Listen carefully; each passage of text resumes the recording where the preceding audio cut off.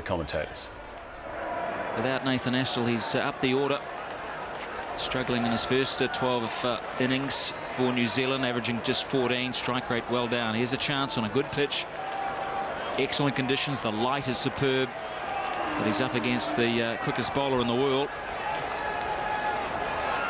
Brett Lee, who has been on fire for the last few weeks, raring to go.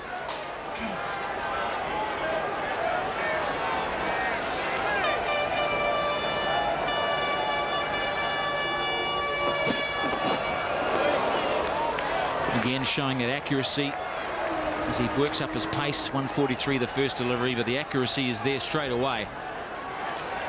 Look at the strike rate. 185 wickets from 104 matches.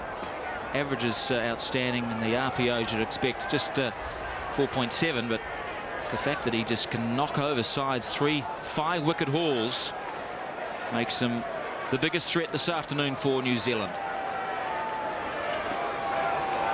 Last 23 one-day internationals by New Zealand, just 100 scored by any of the batsmen. And that was Nathan Astle against the United States. So if you were not to count that 145 not out, and instead looked at the major cricketing nations, the last 100 scored by a New Zealander in a one-day international goes back to 12 months ago. Stephen Fleming in Christchurch against South Africa. I think today some of these experienced players like Fleming, McMillan, Cairns won't be batting today. He understand unless New Zealand get close, his hamstring will restrict him too much. Good shout, I think a little leg side-ish. Saw Gilchrist going down the onside. Well, it's going to be interesting to have a look because it was starting to swing away from coming. It was leg stump all the way and then straightening. And it was that late movement that suggests that maybe it was going on to hit middle and leg. No doubt for Shep as umpire. And it was recorded at 158 kilometres an hour.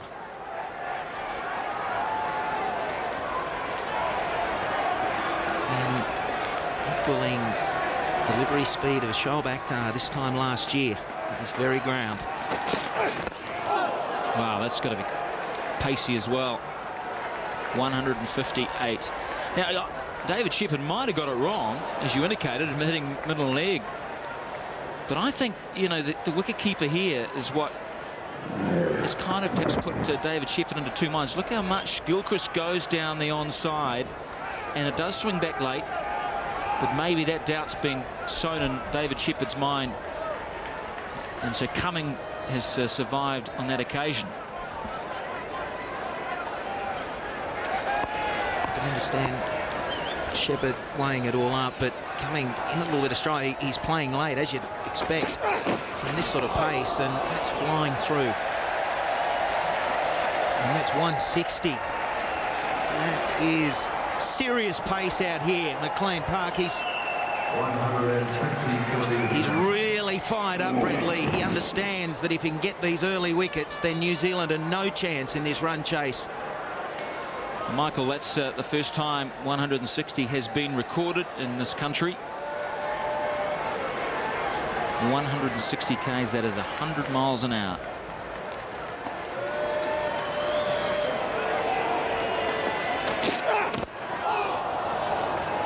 .161, it is getting faster.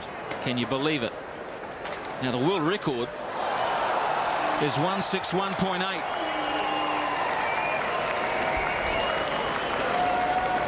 I think the crowd have just realised that there's something special going on out there from Brett Lee. It'll come up on the replay screen. I'm glad we're sitting up here and not out there facing it.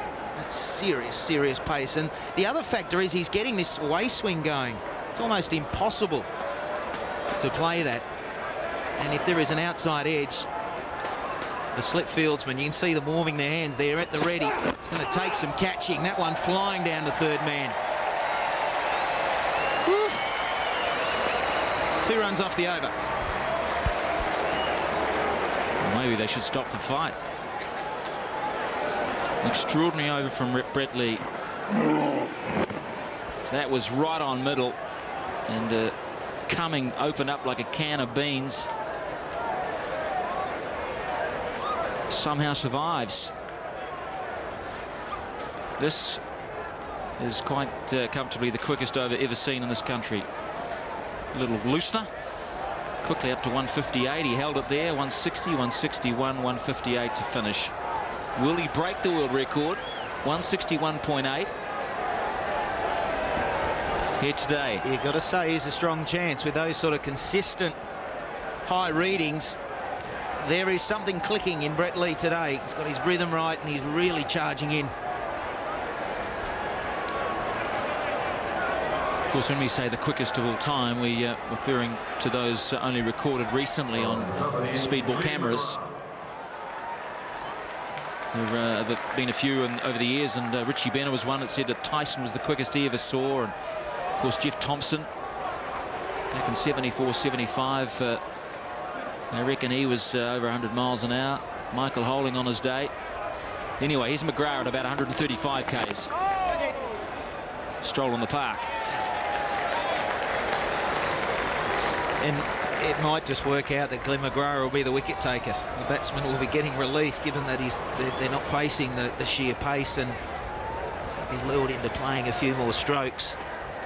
They're just in that slight lull in concentration because they feel like, wow, I've got a breather. I'm not getting peppered at 160 kilometres an hour. That might bring about a few more rash shots.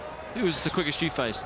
Shoaib Akhtar consistently. The quickest spell over face was from Devon Malcolm, and it was at Perth one year when it was a typical quick bouncy whack a wicket, and he got it right this particular day. Wait. But consistently it was Shoaib Akhtar. And the sort of things that you're thinking of from a batting point of view, it's what I would think of was short back lift.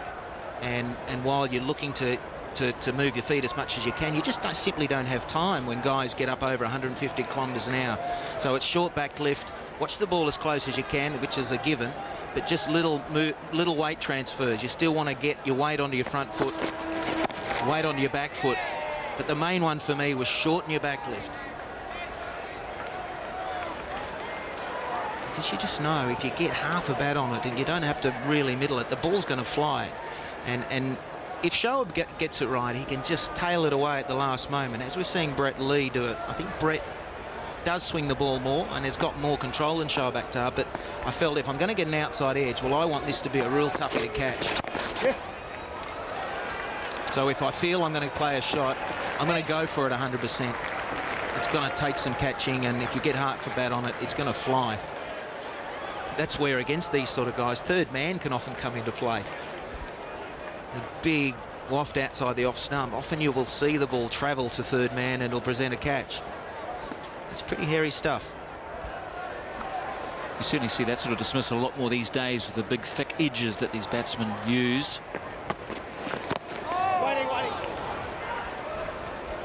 I think too, Marty, that the key against these really fast bowlers, if they've got it right in a day, it's actually you're better facing the non-strikers. And by that, it's not trying to sound like a chicken, but it's about rotation of strike. It's not if it's yourself stuck at one end, you've got to get up the other end. You need some relief. And if it's your partner, where you've got to be looking for the quick singles, you've got to really rotate the strike to give each other a bit of a breather, because it is hard work. Good delivery from Glenn McGrath to finish the over. 4 for no loss. Well, I was taught that.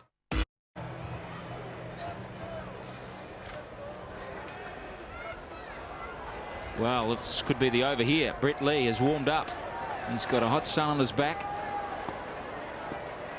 He's got Fleming on strike, who he's picked up 3 times in the series. And he's picked him up that way as well. A flashing blade of Fleming, trying to carve it over point. Well, I don't mind that from Fleming. I think that's the right option. If you see some width, then you throw your bat at it. The thing is, you don't have to wind up too much. You just basically got to get your bat to the ball. You don't have to have this big back lift, because at 160 kilometres an hour, the ball will fly. Top edge there will fly for 6. It's interesting watching Ricky Ponting and Michael Clarke at first and second slip. You can tell that they're deep They're so far back, almost another pitch length back, but they're edgy. They know it's going to take some catching. Good running. Need that. Yeah, there's the rotational strike you're talking about, and it's good to see Cumming, who's keen to get down and face the music. What sort of music would you describe Lee's bowling? Heavy rock, Jethro Tull, Led Zeppelin. Yeah, I'm thinking if we're talking modern day stuff and what's popular these days, it's racy. It's Green Day or it's Good Charlotte. It's got the heavy bass drum going and the bass beat. Really getting your heart racing. Sorry, I was thinking of music back in the 80s. 70s, in fact. All right. Lee up to 156, that last delivery. 152. The quicker you, or the more fully you bowl, the more quicker the delivery will come up on the radar. The more you hold on to the ball and bowl shorter, the more you take the speed away. So look for the Yorker perhaps to be the quickest.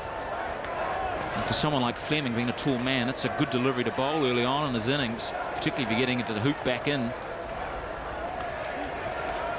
And Ponning's put in a leg gully. It's a fine leg gully.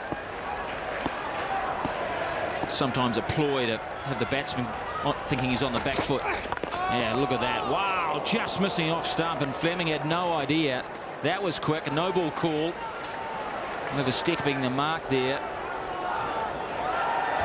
So you bowl a couple of short ones and follow it up with a full one.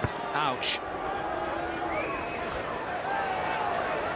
Back onto the stumps, and not well played here from Fleming. Takes his eye off it, plays the ball late, and then he sort of kicks the ball back up. Genuinely overstepping.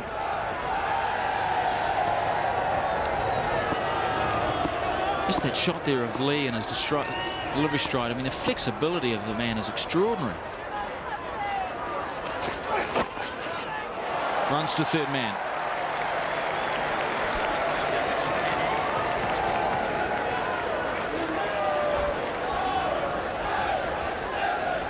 Just look at that beat. Oh, man, that's just... ouch.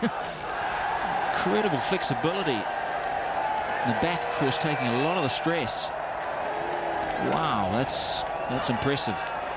You can understand, like Brett Lee's had fairly ongoing problems with that ankle, or kept him out of the game for a while, and it was a very long process getting back. His recoup period was a little premature, and then he went back into an injury mode. So you can understand when you see a front foot smacking into the delivery stride like that. Good running.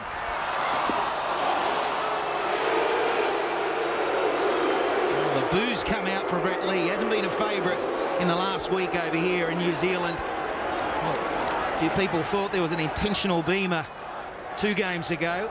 Now they're thinking there was a bit of a shoulder here. He's been a shoulder. I feel that he stood his ground, which he's got every right in doing. And Cumming, of course, is also running down where he can protect the stumps, and he's entitled to that. So you're going to get that sort of collision. Lee was looking to pick up the ball. Cumming was looking to keep close to the line of the stumps in case the throw came in. All's well.